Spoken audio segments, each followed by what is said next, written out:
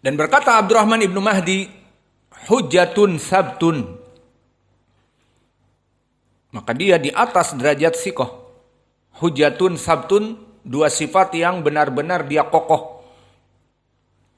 Dan Ali ibnul Madini, imam muhaddis ahli ilal pun mengatakan, minas sikot, dia dari orang-orang yang sikoh. Wa addahu min awthaq ashabi Thawri. Dan bahkan sebagian ulama menjadikan dia min asbatin nas fi Sufyan ats-Tsauri. Maka dari murid-murid Sufyan ats-Tsauri yang paling kuat di antaranya Abu Nuaim Fadl ibnu Dukain.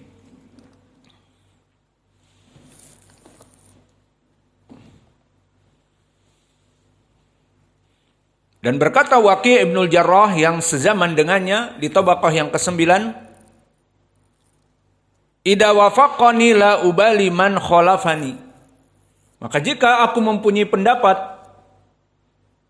dan pendapatku itu disetujui oleh Fadl ibnu Dukain, Abu Nuaim, maka aku tidak butuh kepada pendapat yang lain. Maka ini menunjukkan bahwa Fadl ibnu Dukain dijadikan marja di zamannya. Bahkan Waqi' ibnul Jarrah menjadikan dia marja. Jika pendapatku disetujui oleh Fadl ibnu Dukain, ya sudah, aku tidak butuh kepada pendapat muhaddis yang lain. Cukup dengannya. Dan Ya'qub ibnu Sufyan al-Fasfi mengatakan, ajma'a ashabuna annahu kana ghayatun fil itqan. Sepakat para muhaditsin di zaman kami bahwa dia di atas derajat dari kemutkinan. Maka ini menunjukkan derajat yang tinggi. Dan Ya'qub ibnu Syaibah as-Sadusi mengatakan thiqatun sabtun saduq. Ini pun sama, tikror dari sifat sabtun di atas derajat sikoh. Sabtun, sikotun, saduqun. Maka semuanya di atas derajat sikoh.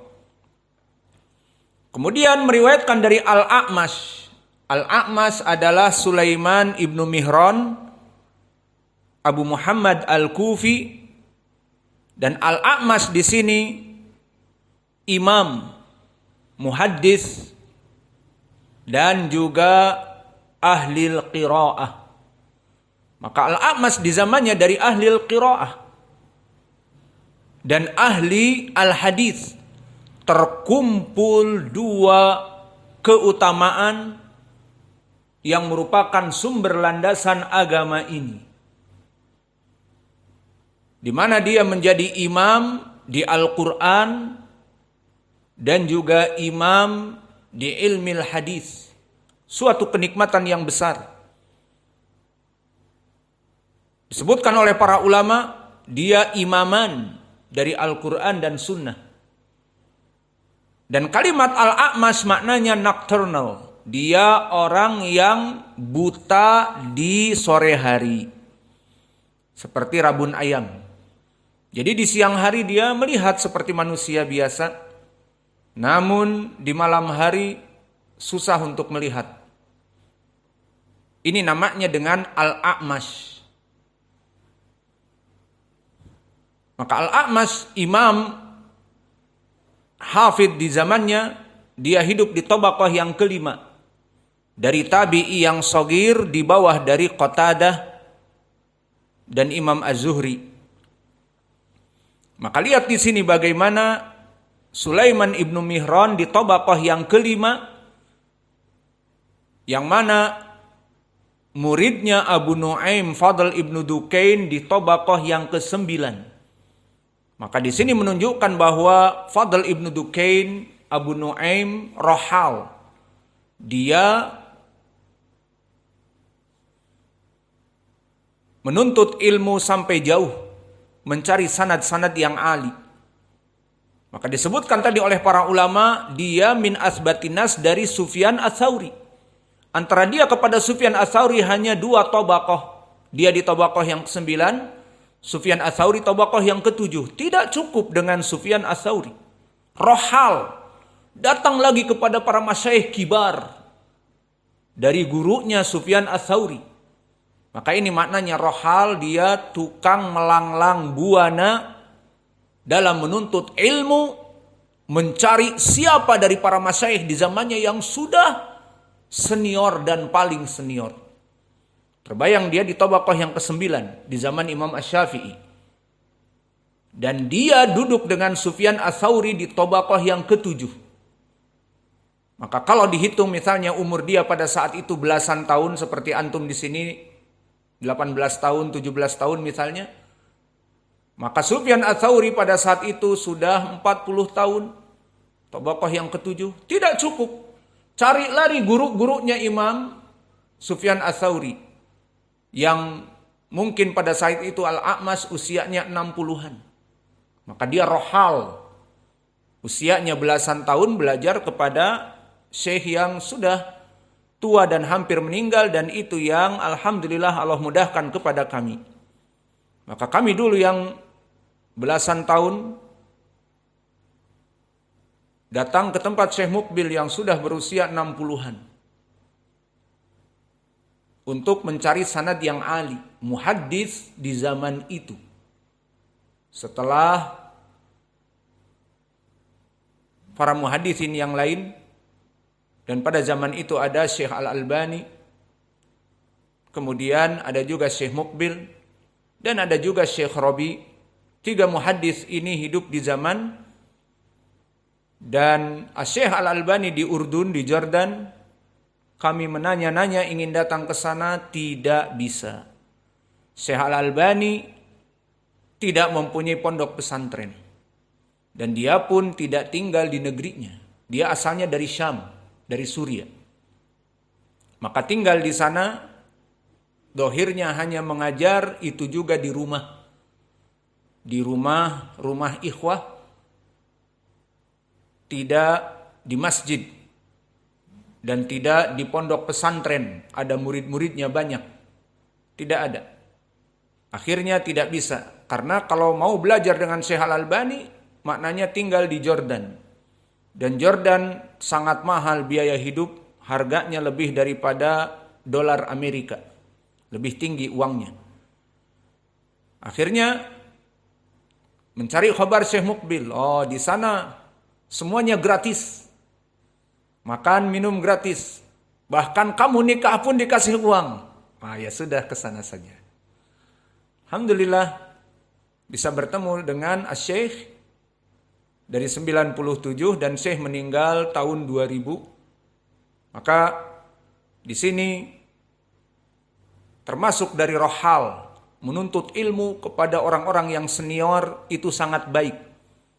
Karena apa? Mendapatkan isnad yang ali, sanad yang tinggi. Maka dulu Fadl Ibnu Dukain tidak cukup dengan Sufyan Ats-Tsauri, meskipun dia termasuk murid paling kuat dari Sufyan Ats-Tsauri di tabaqah yang ke-7. Namun dia cari lagi yang lebih senior. Maka dia belajar kepada Al-A'mash, dan Al-A'mash usianya pada saat itu sudah lebih tua, dan dia di tabaqah yang ke-5. Maka Fadl Ibnu Dukain tabaqah at-tasi'ah kas-Syafi'i wa Abdul Razak As-San'ani yadrusu inda Al-A'mash di tabaqah yang ke-5. Maka ini bagaimana dari semangatnya para penuntut ilmu. Maka dari sini pula menjadi pendalilan bagaimana Imam Al-Bukhari sangat kuat sekali hadis-hadisnya. Dan sangat tinggi sanadnya di sini, hanya membutuhkan 4 rawi kepada Nabi. Karena dia memilih Fadl Ibnu Dukain di tabaqah yang ke-9, sudah melampaui dari gurunya yang biasanya tabaqah ke-10 seperti Musaddad, Imam Ahmad, dan Abduh, dan yang lainnya. Dan di sini selain itu dia mengambil dari Fadl Ibnu Dukain langsung ke Sulaiman Ibnu Mihran Az-Zuhri, tabaqah ke-5. Maka Sulaiman Ibnu Mihran Az-Zuhri di bawah dari Qatadah, masih tabi'i kecil juga. Dia meriwayatkan sekarang dari Abi Saleh. Dan Abu Saleh Dakwan As-Samman, dilaqabi As-Samman Az-Zayyat karena dia seorang pebisnis dari minyak. Maka di sini tidak menafikan seorang muhaddis, seorang pengajar kepada kebaikan harus nongkrong di rumah dan mengajar di masjid, tidak. Bisa juga dia seorang bisnismen. Bisa juga dia mempunyai bisnis-bisnis. Dan dulu para sahabat seperti itu. Abu Bakar dan Umar dan Utsman, Abdurrahman ibnu Auf. Maka mereka kaya raya dari hasil bisnisnya. Tidak dicela. Mana dalilnya? Seperti hadis yang datang dari Abi Hurairah muttafaqun alaih, di mana Abu Hurairah menceritakan, lazamtu Rasulullah sallallahu alaihi wasallam, kata Abu Hurairah, alamal ibatni. Maka aku bermulazamah dengan Nabi dalam keadaan perutku lapar dan pas-pasan, dan aku tidak mau bekerja. Wa amal ansar istaghalu fi zira'ah. Adapun al-ansar, maka mereka para sahabat namun sibuk dengan kebun-kebun mereka. Mereka bertemu dengan Nabi waktu shalah dan belajar dengan Nabi, namun tidak mulazamah terus-menerus. Wa amma al-muhajirun istaghalu bisafqil aswaq. Adapun orang-orang al-muhajirun, Abu Bakar, wa Umar, wa Utsman, Abdurrahman ibnu Auf dan yang lainnya, maka mereka melaksanakan tijarah fil aswaq, di pasar. Maka ini menunjukkan bahwa mencari rizki dan dia menuntut ilmu tidak apa-apa. Yang jadi masalah adalah menuntut rizki dan tidak mau menuntut ilmu. Itu yang jadi masalah.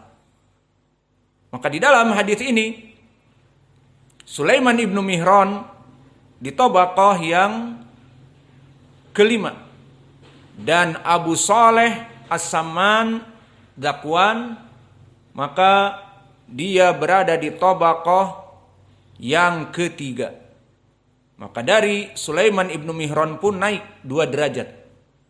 Dan tabaqah yang ketiga adalah tabaqatul wusta dari at-tabi'in. Maka dia seperti Hasan al-Basri, Habib ibnu Abi Thabit, Muhammad ibnu Sirin, Abu Burdah, anaknya Abu Musa al-Ash'ari, dan Zaid ibnu Aslam al-Adawi ahlu tafsir, Abu Abdurrahman, dan Abu Ubaidah ibni Abdillah ibni Zam'ah, dan Ikrimah maula dari Ibni Abbas. Maka ini semuanya di tabaqah yang ketiga. Di tabaqah di mana mereka adalah orang-orang yang di tabi'in yang pertengahan.